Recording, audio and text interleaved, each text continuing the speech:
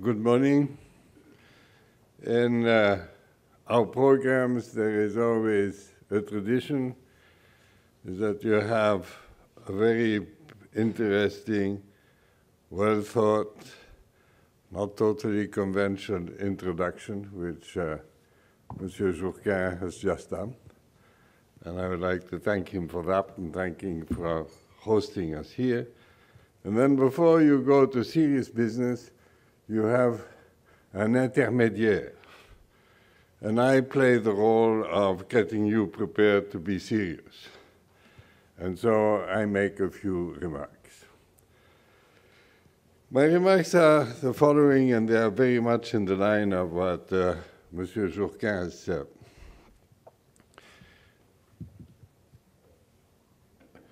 The challenge that society faces today in our mature economies is greater than it ever was before.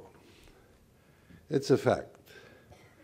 And when the challenge exists, there is only two attitudes.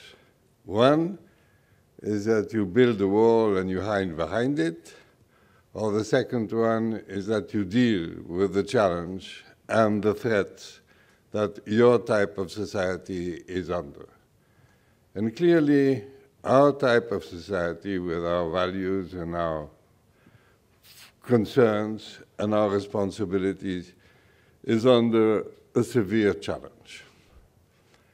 Then the question is, how do you accept the challenge, not be complacent about it, and indicate that what we were doing yesterday is still valid, but will only be valid if we do it in a different way in the future. More of the same and better was a perfectly acceptable way of addressing the issues for a period of time. It is no longer the case today. Simply to refer to what worked in the past and on that basis believe that it will work in the future doesn't convince anybody anymore. I give you a very simple example which relates to the whole integration process of Europe.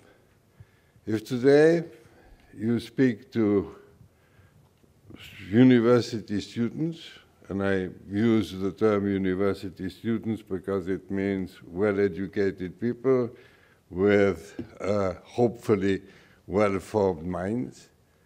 And you tell them that one of the major accomplishments of the European integration movement has been peace, the end of the Soviet Empire, and degree of prosperity that societies have never known before. This doesn't motivate them in any way.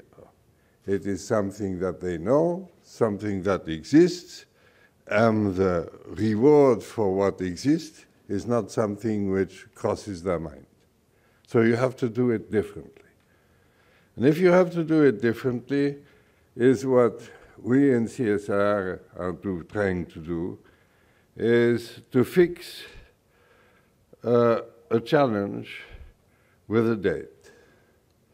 That is why we called it Enterprise 2020, also because it has to do with the overall environment of Europe being more competitive in 2020, overcoming the crisis and so on.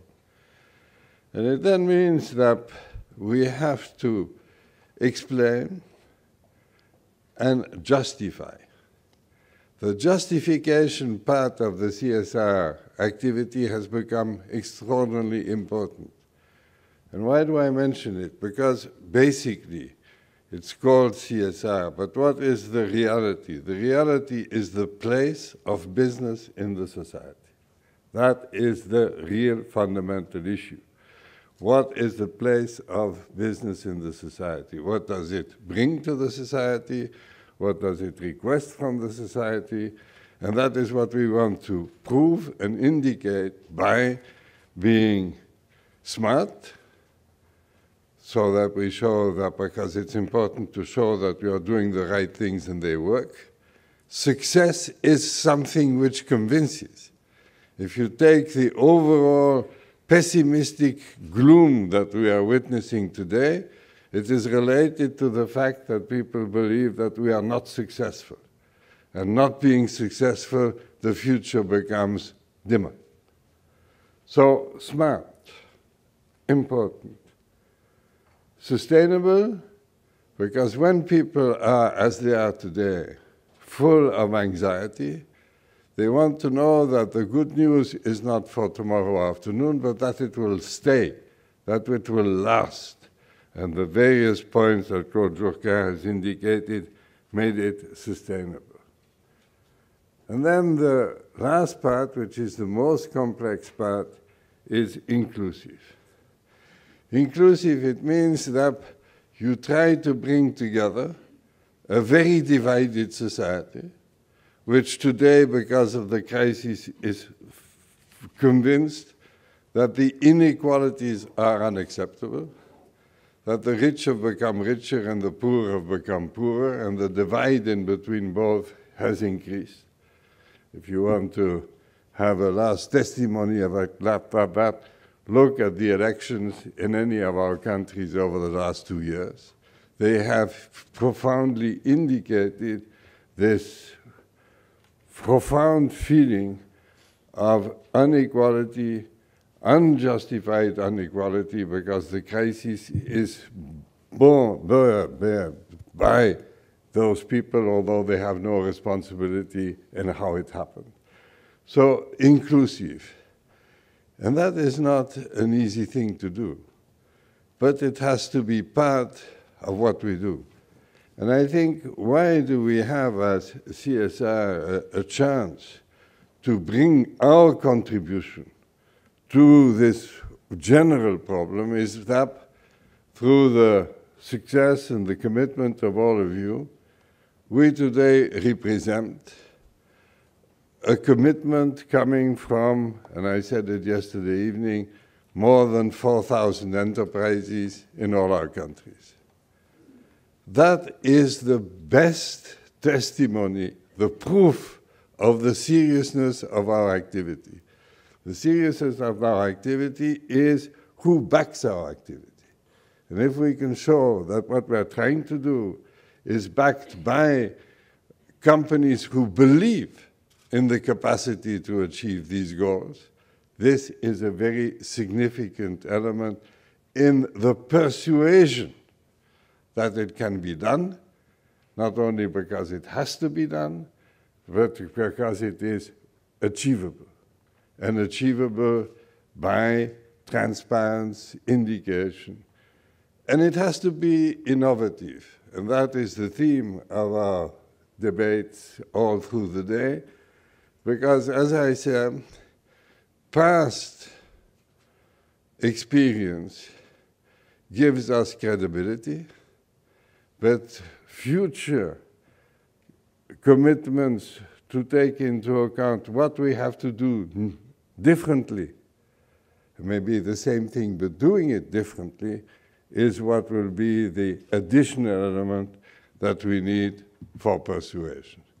So, to all of you who have been following and supporting the effort through CSR Europe, which has become more and more important and more significant, are our national associates, because the innovative element will not be the same in Finland or in Greece or in Malta, because the challenges and the subjective reactions are not totally identical in all these countries. And so we have to show that by being innovative, we are innovative with a global sense of where we want to go, but we're a practical way of doing it, taking into account the various local and specific situations. So when we were thinking about things, I think we've all agreed to take up the responsibility and the challenge of using the years that we have ahead by giving us an ambitious goal. Giving us an ambitious goal is what creates the dynamics and the momentum.